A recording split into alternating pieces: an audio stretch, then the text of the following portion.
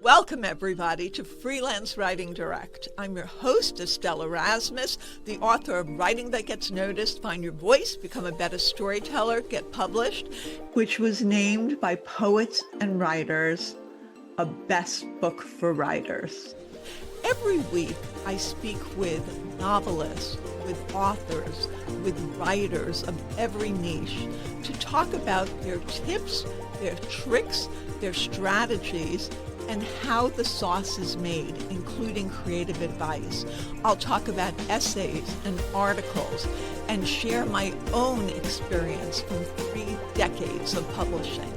So join me every week and grow your business and build your craft with Freelance Writing Direct. And don't forget to subscribe, rate, and review on iTunes.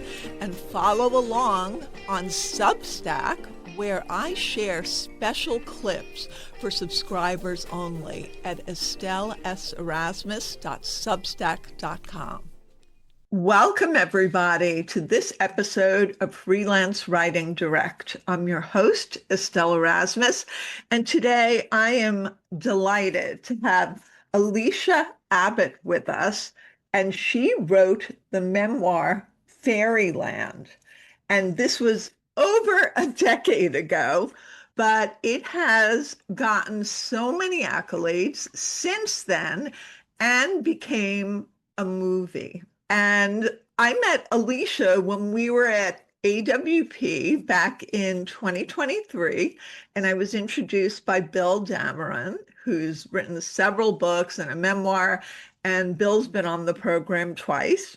Wow. And Bill told me, oh, Alysia wrote this book and it's going to become a movie. And when I finally read the book, it was on my TBR list for such a long time. I fell in love with her writing, with the story. And then I learned that she was going to have one of the movie showings in New York. And so I took my daughter and made sure that we went.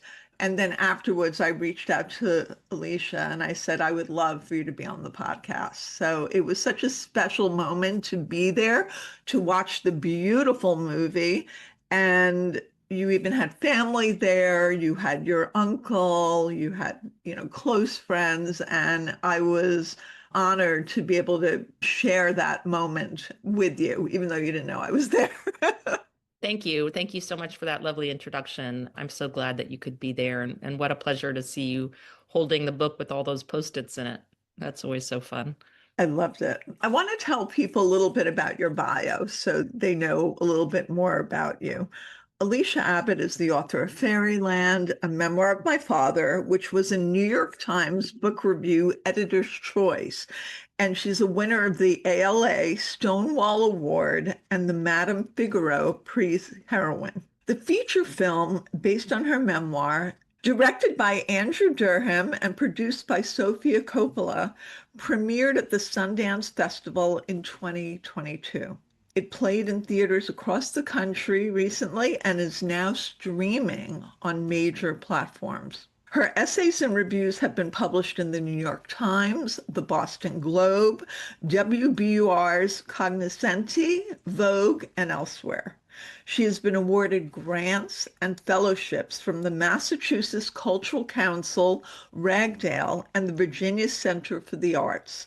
She currently teaches literature and memoir at Emerson College and MIT. Welcome, Alysia. Thank you, Estelle. It's such a pleasure to be on your program.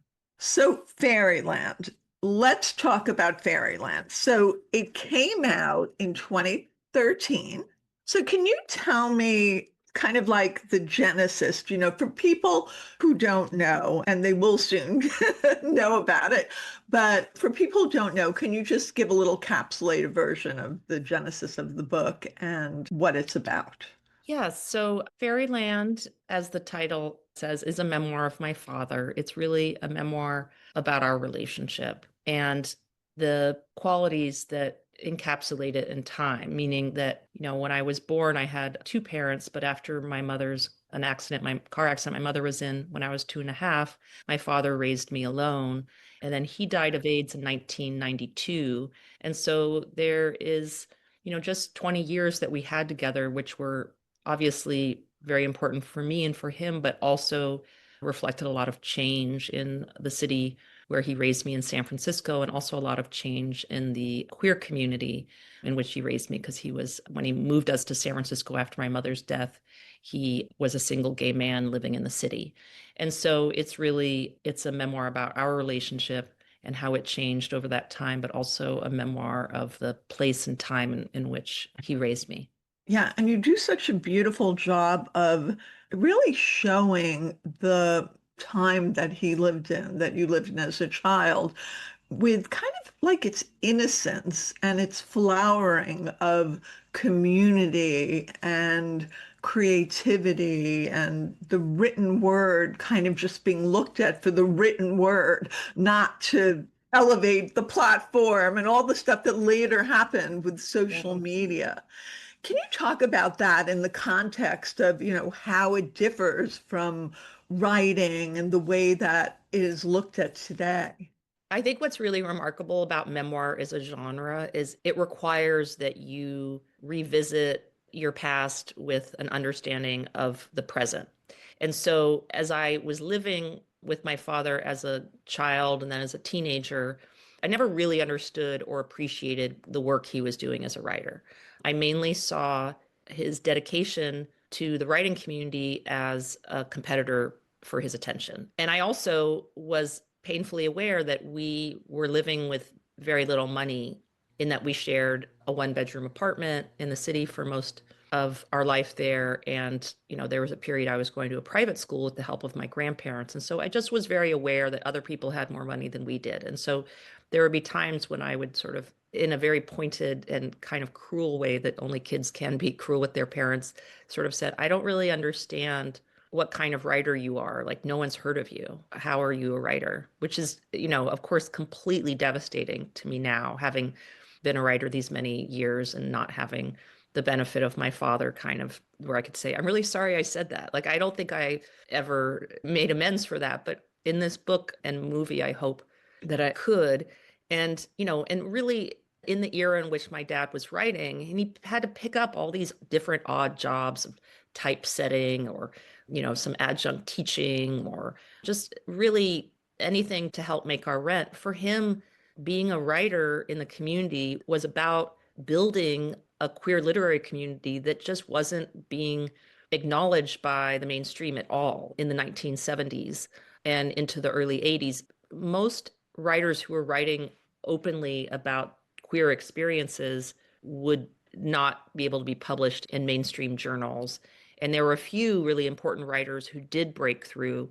But on the whole, if you wanted to do that writing, you would go to very independent publishers or you'd self publish.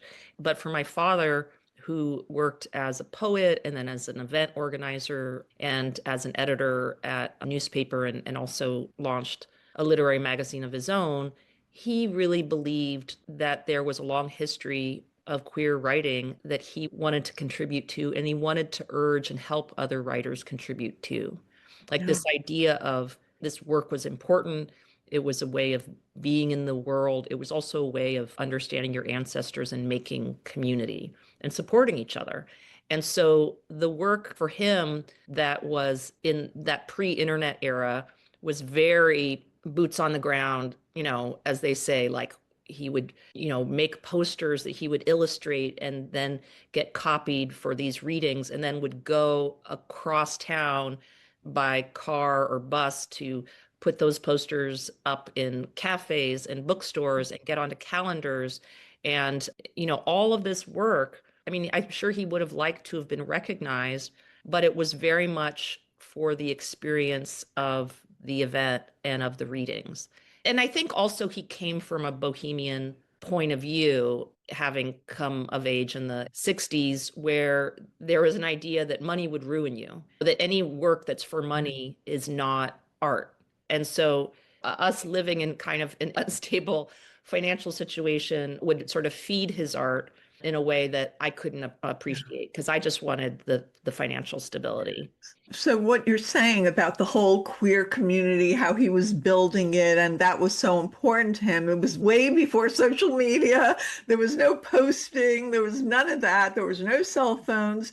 It happened in real life, like that sense of connecting and finding people like you. And writing groups would come out of bookstore spaces, like readings would be breeding grounds for like picking up someone or also meeting someone who could publish you or who could just inspire you. So that was also a very important time for marginalized communities to Yeah. create these connections and create this work because they weren't getting published and recognized and supported in academia or in publishing. And so it was all the more important that it was like it relied on writers and organizers on the ground to make that happen. Beautiful. And Andrew Durham, who is the director, he had a real connection because I was at the movie showing in New York and he talked about how he knew your dad's work. And so that's so beautiful. And I feel that that was so imbued into the film as well in terms of that direct understanding of who he was. I mean, I saw the softness and the way that he was portrayed by Scoot McNairy. And you even say that your dad was not tough in the book. You say he had a softness, a gentleness to him.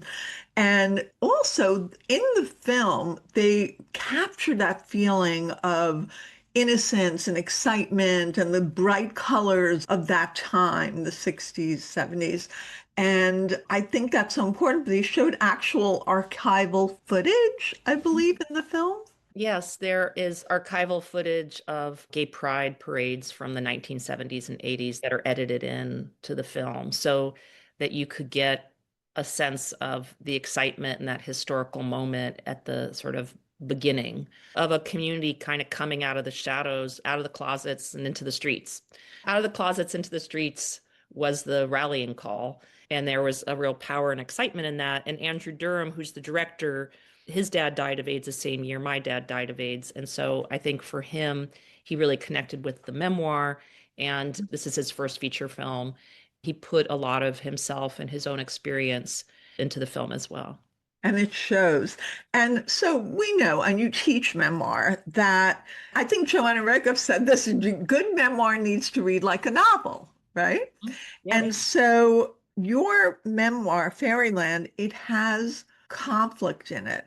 Not just the conflict of the times, but the dichotomy of the life that your dad was living. He was a gay man who had been in a marriage, and his in-laws were very traditional and a whole different lifestyle.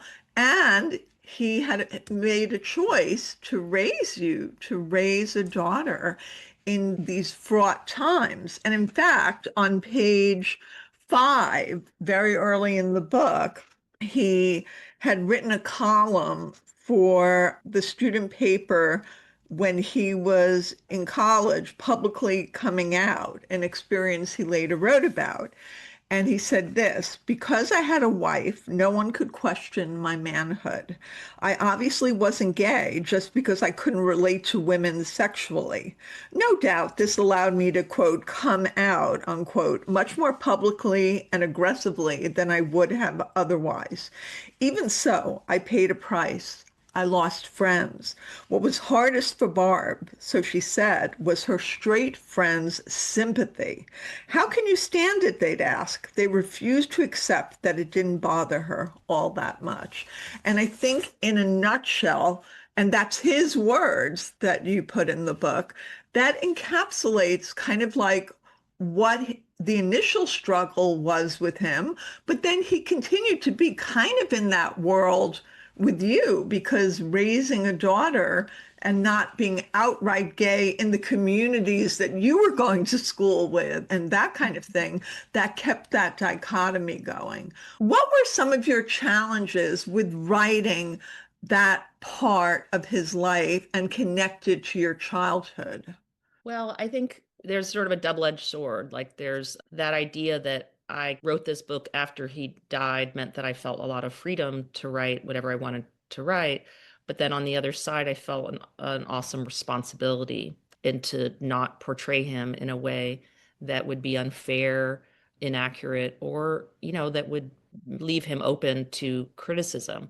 But I wanted to create an honest portrait of us both. And so, the writing of the book was only really possible because he left me so many of his journals, and we also had letters. But in those journals, I was able to access like his feelings and his actual point of view, not just what I imagined or what I hoped would be the romantic feelings I once thought were exclusively for my mother. Like I could see how ambivalent he was about the trappings of being a father in a family when he was just coming out. I had to make decisions about if I'm going to be exposing these personal details about his life and their life together, it had to be like to make a point for a literary end. And really trying to understand and coming to understand the unique political moment in which they were living was the only way I could understand their very nonconformist view of marriage. Like today, there's a lot of talk about polyamory and how new and radical that is, but that was happening in the 70s as well within, what were the hippie communities.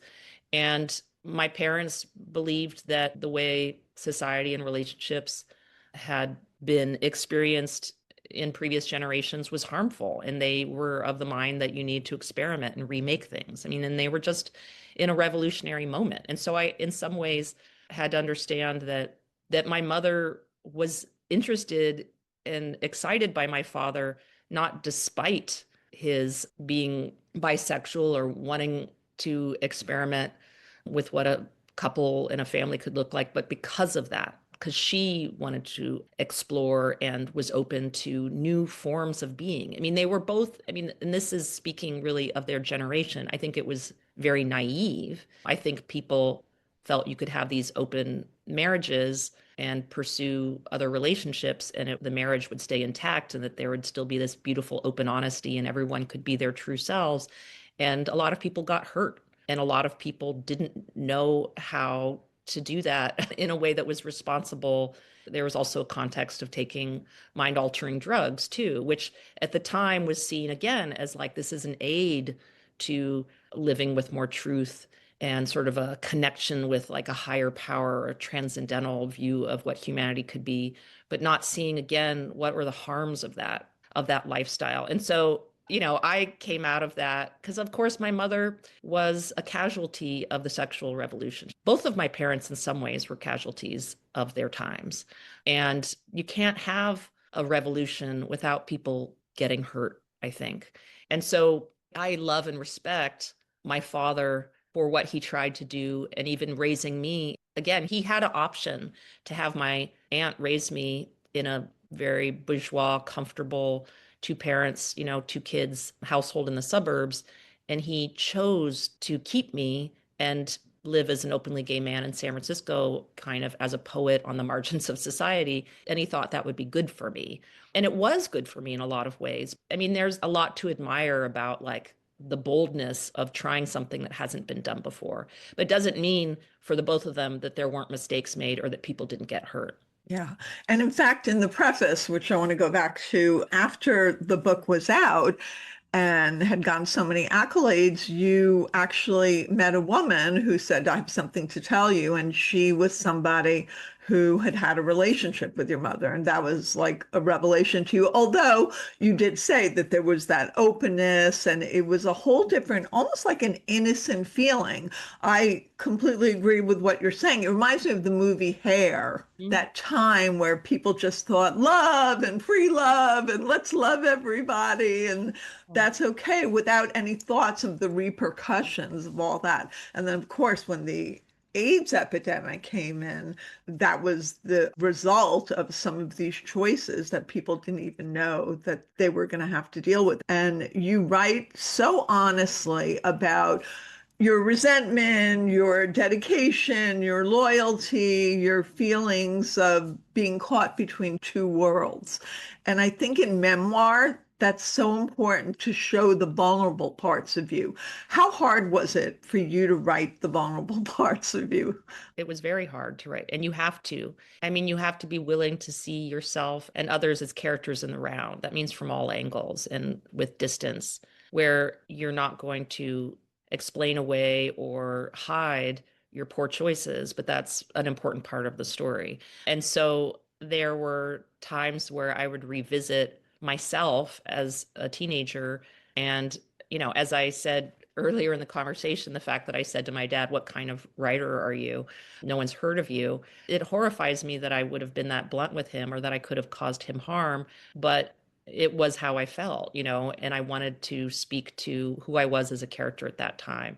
Caregiving for someone when they're dying, it can be seen as sort of a necessary and saintly work, but people don't act like saints in that situation. In reality, that's not like we're all flawed humans in these really challenging situations. And so I had to revisit again. I was aided by the fact I had my dad's journals, but also letters that we wrote each other because it was when I was away at college at NYU and studying abroad for 1 year that he wrote to me asking, essentially telling me that his T cell count was falling and reminding me that I needed to come home because once he had full blown AIDS, he didn't have any long-term partner and I don't have any siblings. And I had to graduate college a semester early to move home and take care of him, and I pushed back against that in the sense that, like, by the time that I was in my final semester at college at NYU, I had really good friends. I had an amazing internship at Columbia Records. I was loving living in the city. And the idea of moving back home to care for my father for an indefinite period of time, just when I felt like I was getting a hold on what I wanted my life to be, it was really hard. But my father was incredibly direct with me, not in a way that he was angry, but in a way that was eye-opening for me, that he would say, New York will always be there, but I may not be. And if you don't come out to care for me, I think you'll regret it. And he also reminded me that even though I told him I didn't feel ready to take on that responsibility, he said that he didn't feel ready to take on the responsibility of caring for me alone after my mother died.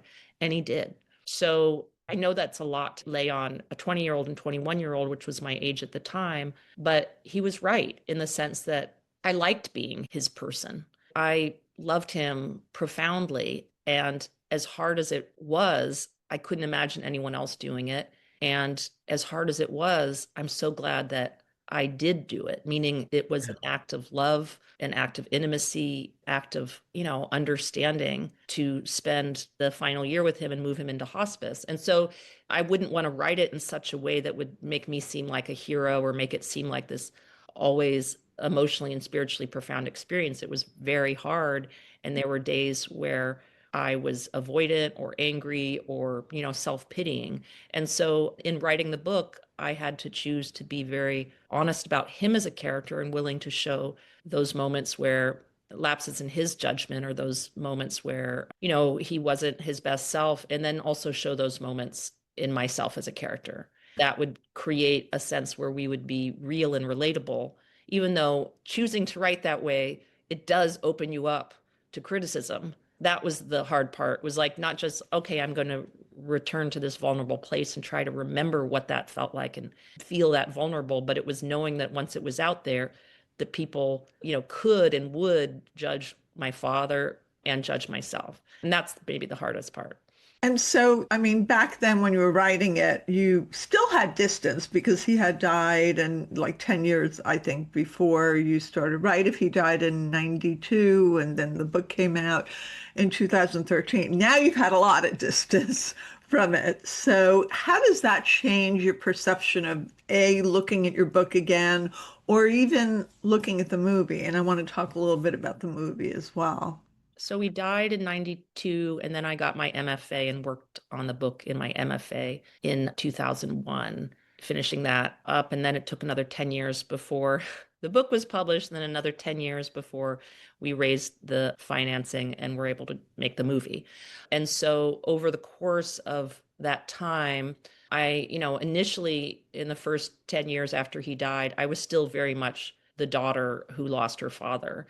It would take more time still for me to have distance to understand what he was going through, because I became a parent, and I was working on this book with two young children. I could really appreciate, wow, just how hard it was for him to be a single father as a writer, or how hard it would have been for him to, to have to tell me that he was dying, and kind of knowing that, the fear of admitting that. With that distance, I could also see that this wasn't just a story that happened to me and that was sad for me, but this was a community story. Like, obviously, AIDS affected so many families and couples and individuals in ways that are hard to see and hold. And by the time I finally wrote the book, I did a lot of research, not just on my father's life and our relationship, but also on the community and other people we lost in the community, and what community services were available, and how San Francisco responded, and how San Francisco was changed.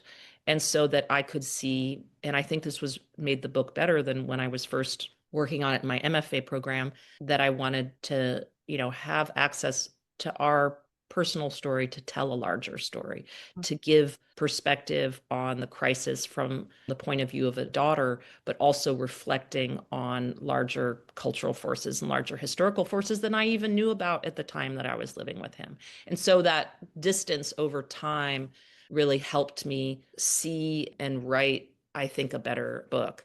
And then certainly another factor isn't just the distance I have on that history, but where we are as a country. So when I finished my MFA in 2003, I really wanted to get an agent and sell the book. And I had a hard time doing that, not only because I don't think I had the right perspective, that I knew what I wanted my book to be about, but also the marketplace. I mean, it would have seen my book as like, oh, here's a crazy story that happened, like memoirs of being like these really extreme situations.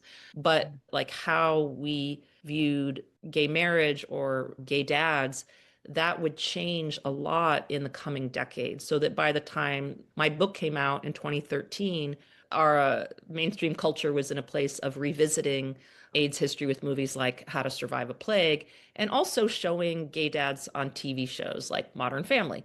I felt like I wanted to share this story, not just to be like, well, here's what happened to us, but here's this history. And a lot of people don't know about this history. If we're going to be talking about, gay marriage now, isn't it valuable to kind of know about the fight for gay rights in earlier generations and what it was like to have a gay dad in the 1970s and 80s? And then when the movie came out, we were in yet a different point in our culture. So even though the shape of the story is not very much changed. I mean, the elements of the story are in the film as they were in my memoir, but the culture around us has changed, so that the dynamic, like the conversation that's happening between viewers of the film or readers of the book and the book, is very different now than it would have been in 10 or 15 years ago. And so it's really interesting because, it took us a while between the film premiering at Sundance and then the film being in theaters. It wasn't immediate. But even in 2025, in the Trump administration, the experience of and our understanding of gay rights and queer visibility is very different than it was during the Biden administration. So that like in the film and in the book, for example, I write about in the 1970s, the political cultural warrior Anita Bryant like fought to repeal gay rights. And there was an initiative that would have made having gay teachers illegal in California.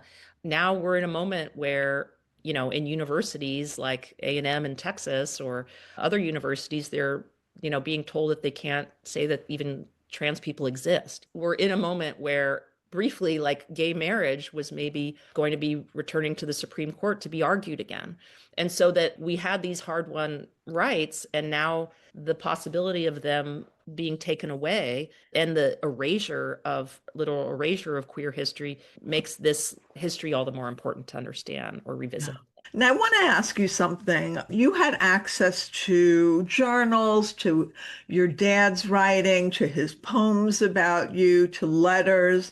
There are so many memoirists, and you teach memoir, who are trying to excavate memories or information, and they don't have that trove to go back to. I mean, because your dad did what he did, you had that ability to get his voice and get exactly where he was at any certain point in time. What do you advise students to do if they don't have that trove to go to? Well, in addition to consulting these journals and letters, I also interviewed family members. So, for example, I write a scene about my mother's funeral. I was too young at the time. I can't remember what I did, what happened there. But in addition to my dad's sort of journal about that day, my uncle was there. And so I could interview my uncle about it. Also, a number of my father's friends I interviewed or had as sort of readers to sort of make sure that what I was portraying was accurate or to give me insight that I couldn't otherwise get. I also read widely into the history of San Francisco and the AIDS crisis so that I could understand, that I could offer like a rich sense of place and history. Again, a memoir needs to read like a novel. So you want to have the scenes be very vivid. And sometimes that vividness, if you can't get it from your own memory or you can't get it from letters and journals, you can find that in history books, in other memoirs and novels, in other historical papers. And so for me, I didn't shy away from research. And it was actually the process of doing research, even in the times that I, did remember, like the 1980s, I would go to a library and look at old magazines from these different eras. And I would look at how, for example, because I'm talking about AIDS as it was experienced by my father and I, but also as it was being received in the press and by the culture, I could look and see, oh, well, Newsweek or Time ran these cover stories. I could read those cover stories and did, but I also could look at the entire magazine and be like, what were the advertisements like? What were the length of the articles like? What was going on just generally in the culture? What was the view on women and gay men? Like how visible were they in these publications? And even in just in the act of doing that reading, I could jog my own memory and be like, oh yeah, I remember that. It was almost like the act of research would be entering a time capsule. So I would go to the library and I'd go into these carols, these deep stacks and kind of smelling of old magazines and books. And I would just have my materials and I would just sort of go into this space for several hours and be taking notes and be, combining the note taking with like my memories and writing and imagining. And then at the end of the day, I would kind of emerge into the light, eyes blinking, being like, oh, and now it's the modern day. And I'm like, have children and I'm not in San Francisco, I'm in Cambridge, so it would almost be like the act of writing and research was a way of traveling back in time, taking notes, and then coming back to the present. And so I would say that as a research as a technique. And the other technique that I have since come to really appreciate as someone who reads and teaches memoir is just the act of imagination, like the act of the term perhapsing. Well, perhaps it was this, and I'd like to think it was this, and maybe it was this. And I think if the reader understands that the narrator is recreating or re-entering this past as a way of connecting and making sense, there's a lot of leeway offered. Like we as readers can see that the work of the narrator imagining is itself part of the emotional story. Like the reader wants to remember. Even, writing about the inability to remember or writing about, like sometimes you might interview family members and be like, okay, well, I'm going to get to the bottom of the story. I can't remember what happened. And like Aunt Janet says something very different than Aunt Elaine. Does that mean you're not going to include the story because you can't, get a straight story on it? This isn't journalism, it's memoir. You might say include both accounts and then look at the in between. Why would this detail be argued over? What could that mean? And how does the fact that, say, these two figures didn't agree, how is that part of the story?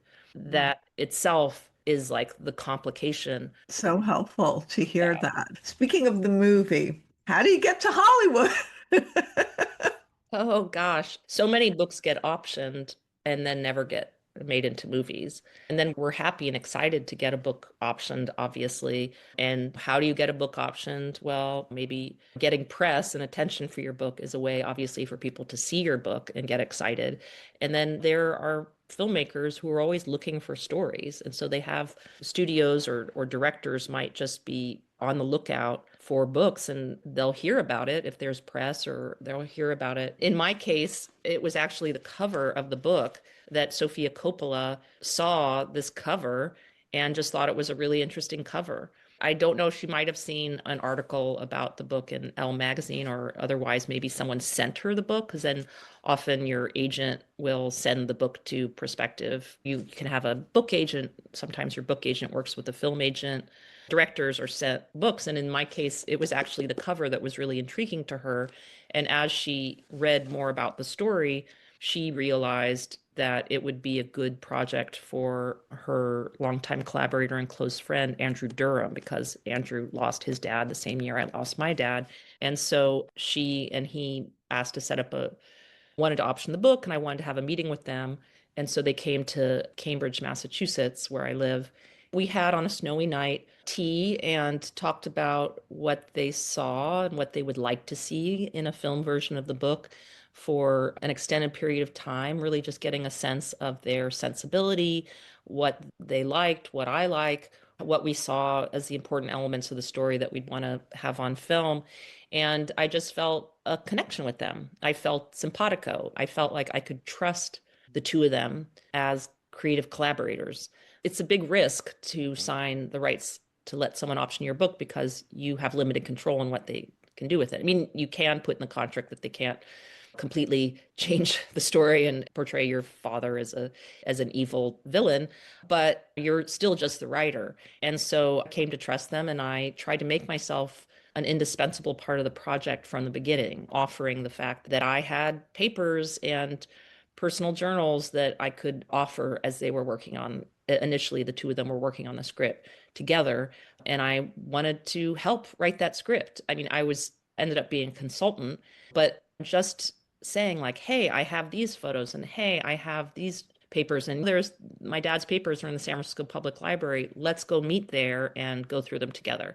I knew that I wanted to be involved, but if I made myself act like too involved to the point where I'm like, I don't think you should do that, then I would be seen as a hindrance to their creative process. And I wanted to be a help. So I kind of came at it with like, I wanted to be humble, but also like helpful. Like I wanted to be seen and make myself indispensable. They couldn't do this without me. That was my ideal, right? But it was sort of the plus side of it taking many years for the film to eventually be made is that over that course of time, there's a lot of tinkering and improving of the script itself, but also I developed a real friendship with the director, Andrew Durham, like writing each other and checking in. And I mean, what was funny is we actually have so much in common, not just that our dads both died of AIDS, but we both were raised in the Bay Area at the same time period. We have the same taste in music and movies, and he's very open. And so, Yeah, it was beautiful.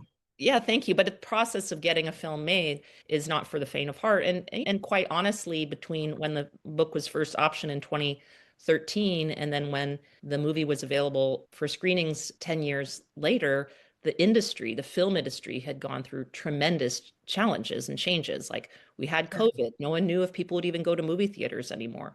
We had streamers like Apple TV and Netflix and Amazon became really important studios, whereas there were fewer and fewer independent studios able to make movies that now those kinds of independent films are being made into TV shows. So honestly, it feels to me kind of like a miracle that any movie gets made. And I'm just very fortunate and grateful that with perseverance and resourcefulness that this project finally came together.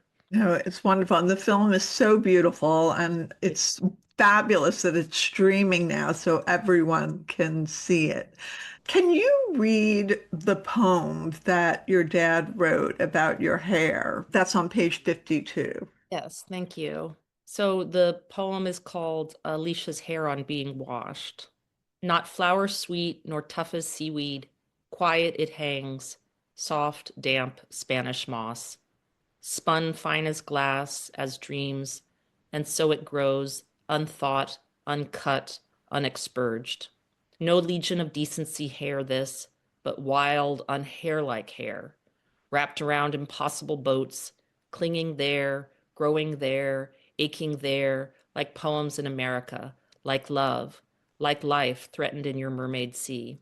O hair of my daughter, uncombed, unused to water, Medusa head, for all that, still you endure. Wow. It's just so powerful. Thank you. Yeah, actually, in my nonfiction MFA I got at New School, there's one book that is published as a chapbook that sort of wins a competition judged every year. And Joanne Beard judged our year, and I published a chapbook that was, the earliest version of my memoir was this chapbook, and I titled it Unused to Water. Oh, Yeah, and so, yeah, it's so I funny. didn't know that. Yeah, it's so That's funny because I actually kind of hadn't thought about that in a while because I didn't know the title. I didn't have the title Fairyland from the beginning. It was an earlier iteration. And so Unused to Water and water as a motif was really important in that version. But in writing this memoir, I wanted to include not just some photographs, as many memoirs do include, but also some of my father's poems and even some of his comics because I felt like that allowed his voice to be in the story, but also they evoked the time that we were living in. And, his challenges in trying to manage my hair, trying to wash my hair as a single dad. Like, it's just the most banal activity. We wash our kids' hair all the time, but the unruliness, the wild, unhair-like hair that was like, he wasn't a person who exerted a lot of control over me. He didn't want to order and kind of control me the way he was ordered and controlled in his household growing up. And so there was a period where my hair was just a little unkempt, let's say, and he would call me his wild child. And I think he wanted me to be somewhat wild because he wanted me to feel free and to feel that our relationship was open and creative and there was a sense of freedom. But it would hurt my head to have my hair combed out. And he didn't know how to style it. He did the best he could. He was a single dad, but there's sort of a cliche of like, gay men are such great hairstylists, or they're really good at designing the living room and setting flowers. That's a cliche. My dad was not that kind of gay man. My dad was a writer and he cared a lot about conversation and parties and making events happen, but he didn't care very much about braiding my hair. And so this hair that was uncombed and unused to water, it inspired this poem, but it wasn't always easy to be the head carrying that hair, is all I'll say. And I have to bring us to the ending of your book, which I think is so powerful. I'm just going to read this last paragraph, which is really how it was kept in the movie as well. And I thought that was such a powerful way to end the Ew. movie as well as the book. And Much. I'm just going to read that on page 317 in the epilogue. This place where Dad and I lived together, our fairyland, wasn't make-believe, but a real place with real people, and I was there. And though I haven't lived in San Francisco since 1994, and though the life I live is very different from the life we shared, one dad might even consider bourgeois, I am very much a product of his world. Though I am straight and haven't had a living gay parent for almost 20 years, I still feel a part of this queer community. This queer history is my queer history. This queer history is our queer history. And that's pretty similar to how the movie ends as well. And it's just so powerful. And that was a decision that you made to end the memoir that way. Can you talk about making that decision to end it that way?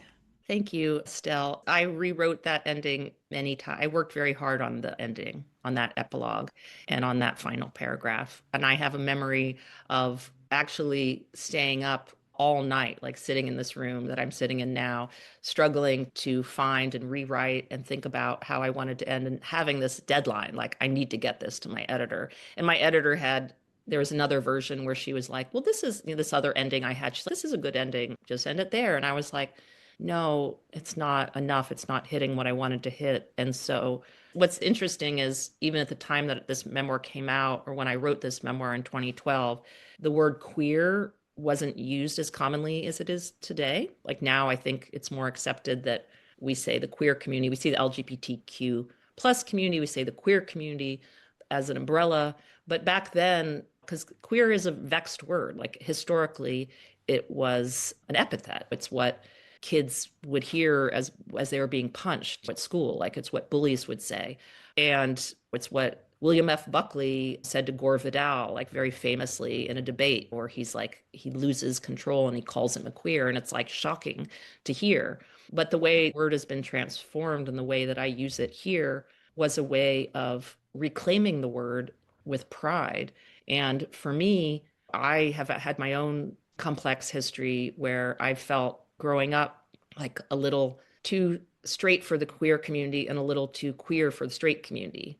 It's very strange because I wouldn't say that I know what it's like to be a biracial person at all, because I'm completely like I'm a straight person, and it's not about race and sexuality are not the same thing. It's not like passed down in that way. But culturally, I felt like I was raised in this queer household, in this queer community. And when I was in straight circles, I felt like I needed to code switch. I felt like I needed to hide certain details about my dad and about myself. And I felt like I could sense that I needed to kind of change or clean myself up in certain ways. And I learned to do that at a pretty young age.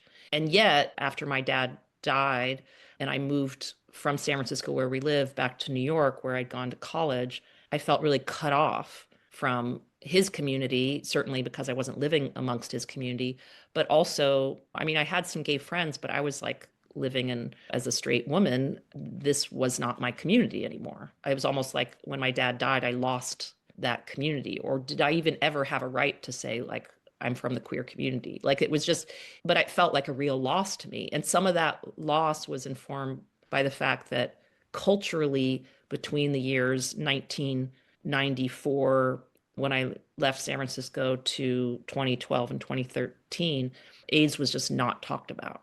It was almost like it didn't happen. There was very little about it in the media, in movies or books, and it was sort of something that was still whispered, that it made people feel maybe uncomfortable to remember because it was very painful. And maybe younger generations, they weren't being educated about it in school. It just wasn't even taught in school.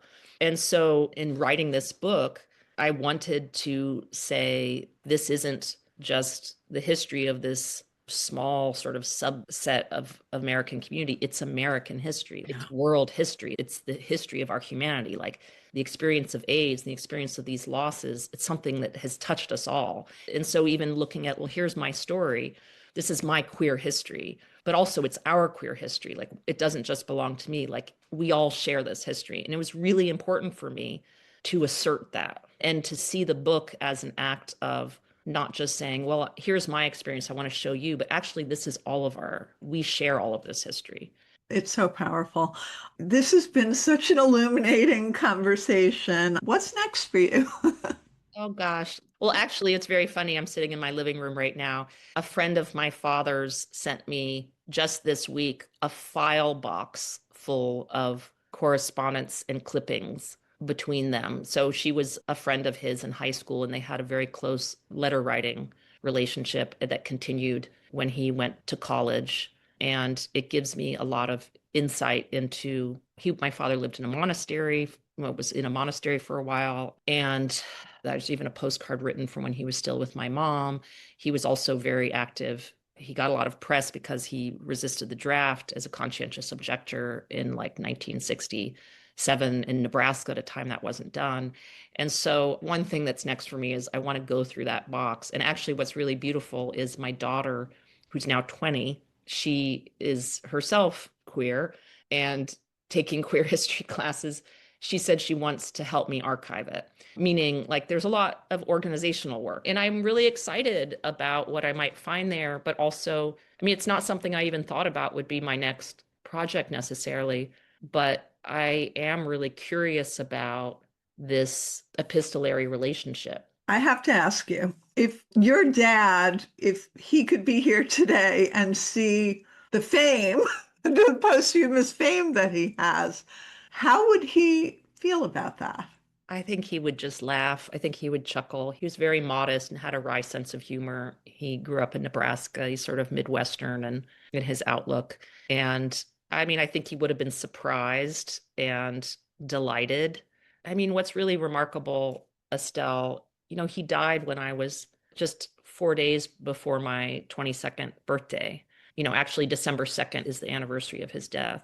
And he encouraged me to be a writer in his lifetime. I would write him these detailed letters and he would say, oh, I love your letters. It's really great when you use all your senses and 5 senses. And I think you should write about this. And maybe have you considered pitching a story to the Herald Tribune? Like when I was living in Paris, and I'm like, no, the Herald Tribune's not going to want to hear from me. Like I would be kind of like, I'm not a writer. Why are you talking about me like this? Like it almost made me uncomfortable, like his encouragement or his faith. And I'm like, I just don't. I mean, and before he died, while he was sick, he did help me publish my very first piece, which was an art review. This is actually very funny, Estelle. I published it for a gay newspaper called the Bay Area Reporter. And he knew the editor. And he's like, why don't you pitch them this writing a review? And he said, if they ask you if you're gay, this is really funny that he said this, actually. He said, if they ask you if you're gay, say, I'm not gay, but I'm queer. Wow, that's prescient. Yeah. And they didn't ask me. They took the review, and it was my very, very first byline. And it was thanks to him. But the fact is that like my pursuing of my MFA, my publishing of essays, my writing this book, the film, obviously, like he wasn't around to see any of that. Or the fact that his work got translated into French and that I've presented on him in Paris many times, a place that he always wanted to live in Paris. He always wanted to publish his work in French. It never happened. Circling back to what we talked about earlier in the conversation, he was such a devoted writer. He worked so hard, tirelessly, without pay, and did so much good in the community. And very few people were able to read his work in his lifetime. And I've only published one book, and I feel like standing on his shoulders, I've been able to get his attention to his work many, many, many levels beyond what he knew in his lifetime. And it's thanks to him in some ways that he foresaw, wanted me to be this writer, and kind of like slowly started creating this path for me, and that I was able to carry that on. And he planted these seeds, and then now is the blooming. What a beautiful legacy. Alysia, this has been fantastic. I enjoyed this so much. Follow me at EstelleSErasmus.com on my website and on social media, which is Instagram, TikTok, and Twitter, at Estelle S. Erasmus.